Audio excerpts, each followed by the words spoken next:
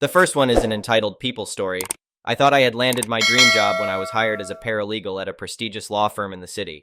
As someone fresh out of law school, it was an amazing opportunity to gain experience at such a highly regarded firm. The salary and benefits were great too, allowing me to live comfortably while paying off my student loans. For the first few months, everything was perfect. I loved the fast-paced nature of the job and thrived under the high pressure. My coworkers were smart and helpful, always willing to guide me as the newbie. Even the partners and senior associates acknowledged my good work, promising growth opportunities down the line. That all changed when Karen joined the firm. Karen was a lateral hire, an attorney poached from another top firm in the city.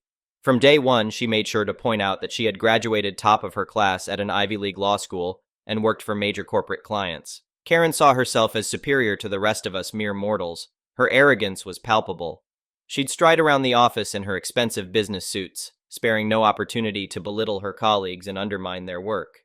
As a paralegal, I was lowest on the totem pole in Karen's eyes. She treated me like her personal servant, assigning me the most mundane tasks beneath someone of my qualifications.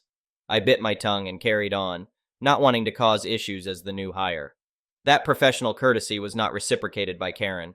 She began nitpicking my work, fabricating mistakes that didn't exist. She scolded me harshly, even in front of partners and clients, portraying me as an incompetent fool. Her constant criticism crushed my confidence. I made sure to triple-check all my work, but Karen always found ways to put me down.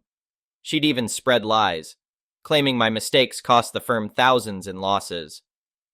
Things came to a head one day when Karen barged into my cubicle, slamming a folder on my desk. "What is this sloppy work?" she yelled. "These documents are riddled with errors. I always knew you were too incompetent for this job. Don't be surprised when you get fired." As Karen continued her tirade, falsely accusing me, I noticed a partner walking by. Perfect timing. I spoke up calmly and directly. "Karen, every document I prepare goes through multiple levels of review, including by yourself in many cases. If there were errors of the magnitude you claim, they would have been caught earlier." Karen was left red-faced as the partner nodded in agreement. "Let's have a quick look, shall we?" the partner said, opening the file folder. He scanned through the documents, finding nothing amiss.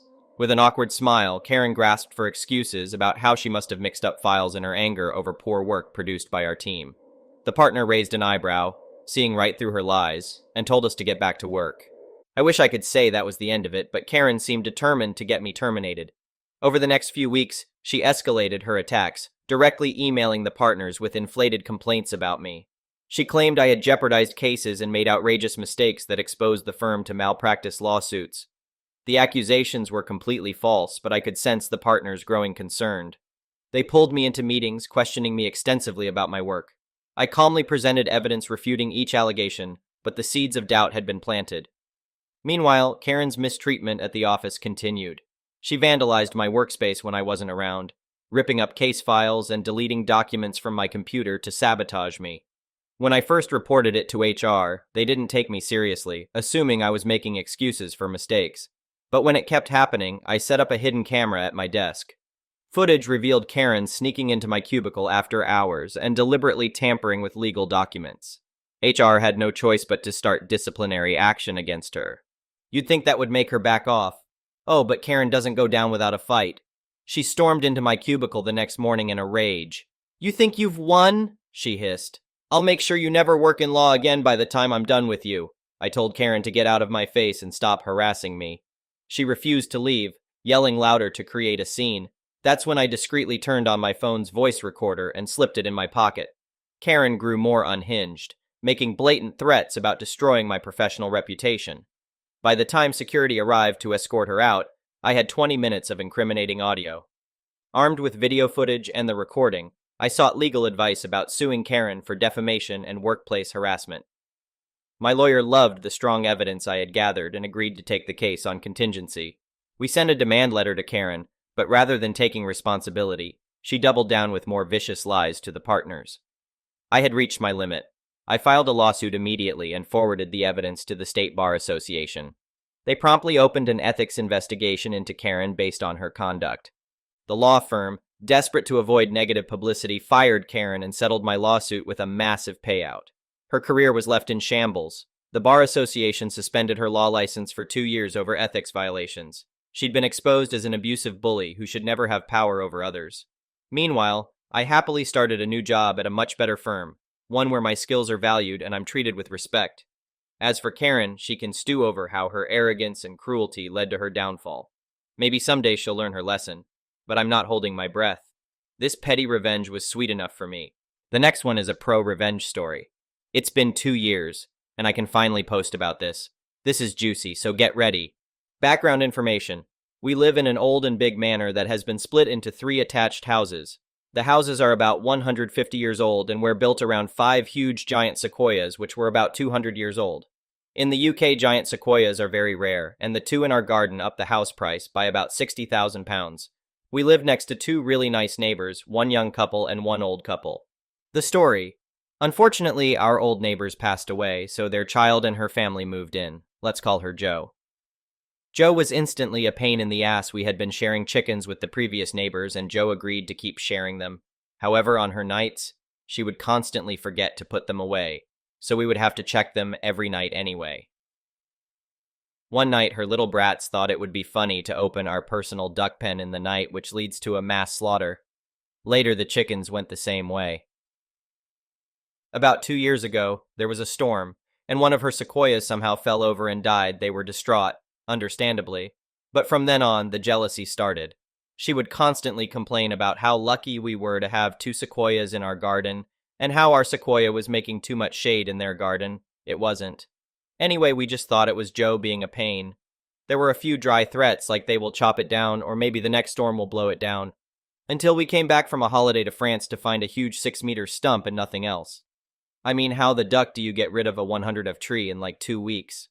2 of our old British oak trees had been crushed as well. My mum and sisters were crying my dad were red in the face, and we had no evidence Jo had done it. She claimed that there had been a storm, and she had to get rid of it. We had a security camera at the front of the house, but you can get in the back if you go through a few fields. We then were given an £8,000 bill for damages to her property, and to have the tree chopped up and remove the wood alone would have been worth a small fortune. We had lost all hope, and 2 weeks had passed when my dad came running in from the garden. We had put up a wildlife camera a few months ago and had caught everything. We got a lawyer on the phone and started our revenge. We got a tree surgeon out who said it was an original specimen brought into the UK in 1860, along with the 2 that were in Elveston Castle Country Park. There were 218 around the UK, but only 60 now. He also told us to call out an engineer because the roots might be in the foundation, so when they rot, it could damage the house. Turns out we would need to redo the foundations. Then we took Jo to court and sued them for damage to property, trespassing, and lots of other smaller claims. The tree would cost $250,000 to have another sequoia that was 200 years put in and looked after. It's basically impossible. Plus the damage to the foundation, which was $200,000, and the 2 oaks, which were another $25,000. So with the smaller claims, it went to about £500,000, $700,000. They had to move out. And we have now paid off the mortgage, done a lovely loft and kitchen conversion, and have basically done up the house and garden, as well as plant a 60-year-old sequoia tree in the back garden. We also had our kitchen counter and table made from the old sequoia. We now have a new lovely family living next to us who we share chickens, ducks, and pygmy goats with. They're very nice, and I make a fortune babysitting their kids. The next one is a petty revenge story. On a property with a beautiful lawn, and it came with side garden running along the fence bordering the sidewalk, full of herbs like mint, lavender, and oregano, some small carrots and other stuff. I quickly learned that several older ladies in the neighborhood felt entitled to my garden. They were reaching through the fence posts up to their shoulders, going as far as their arm could reach, grabbing what they could and fill their plastic bags. They would wait till someone was out of the house or early in the morning to make their grab and run, so they were well aware they were in the wrong. Just knowing they were doing this whenever we were out of the house made my skin crawl, so I ripped out the garden. Less work for me now. It honestly became too much work and messy to have, but it wasn't a big deal, and there was plenty of it to go around. I hate gardening, so it was a relief to get rid of. I also didn't like that the garden had become an invitation for thieving grannies to intrude on my property. I was planning on removing the garden eventually, but was not in a rush and didn't care enough. They just accelerated my plans to get rid of it all by fueling me with spite. The next one is a malicious compliance story, so I make a living doing landscape maintenance, mostly for commercial properties and wealthy homeowners.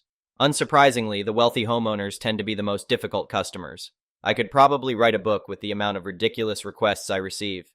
I added a new customer, Karen, real name, to my weekly route recently, and the first visit to her home was yesterday. Using Google Maps, I bid the property for 1 hour of work. When I showed up, the place was a mess. It hadn't been serviced in months. I spent 2 hours making this place look about as perfect as it could. I cleaned up 2 half-dead palm trees, trimmed all the bushes, mowed, edged, string trimmed, and cleaned up all the leaves I was able to. An hour later, Karen calls my company, me, to complain about the work done. Apparently, they blew leaves into the corner of her property and left them. Well, that's complete bullcrap. But okay, I'll entertain the nonsense. The leaves in question were already in the back corner of the property, embedded in the pine straw, as they'd been there for quite a while. Standard practice is blowing out any loose leaves from garden beds and mulching or bagging them, which had been done. Karen didn't really want to hear reason when I tried to explain this and insisted I send someone out to get the remaining leaves. I went back and got every leaf off of her property, including over 75% of the pine straw. Of course, she called again to complain about her missing pine straw, at which point I reiterated the same thing I told her before. I let her know I'd be happy to replace the pine straw for $400. I haven't heard back yet. The next one is an entitled people story. Now on to my situation. I would not describe the full story here, but if someone wants it, I might post it as an update. Basically, I, M14, have to deal with a very toxic friend, M16, every day. We met in 2020. Things were well, but in retrospect, he was making fun of me from the very first conversation we had. 2 years later, we both went to a summer camp for 2 weeks where he showed his true colors and made my life hell, and almost all 100 kids there, even though we were split into 4 groups, complained about him. Also, since then, we argue over every smallest thing imaginable. For example, recently, I sent him a post about yellow paint in video games, and he blew up, being mean to me, saying literally nobody cared, based on him not hearing about any of it, then saying that this is stupid, and later counting this as another epic win on me after providing zero proof but remembering to call every message stupid. He turned "I'm just right" into a meme of some sort, but that is just how he acts all the time, seriously. Recently, I shared with him some negative comments about our mutual friend, which resulted in me calming her down for 2 hours in the middle of the night, and all he asked was, "What do I have to be sorry about?" Later, he also falsely said to her that I showed him all our texting, something she requested to do, and showed his message to me. I just asked why he would say that, to which he just laughed and said to the girl that fine, maybe not all of our texting. As a result, she hasn't texted me since that day.